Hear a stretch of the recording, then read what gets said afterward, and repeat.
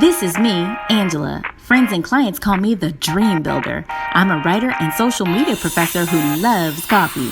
Because without it, I could not survive my life with my 2 boys, 1 girl, and their dad is a real rocket scientist. My family and friends, we laugh with each other and sometimes at each other.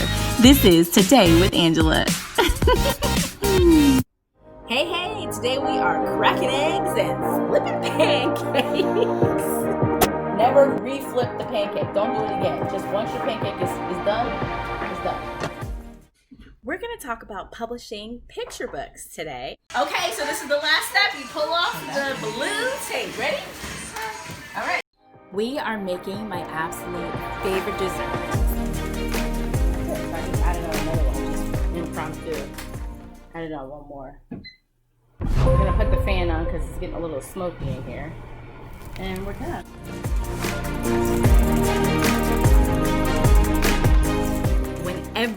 Anytime I have this on, someone's like, oh, I really like your eyeshadow because it's liquid eyeshadow. We're talking about lashes. Let me tell you a secret about my family. Shh, don't tell them I'm telling you. They are dysfunctional.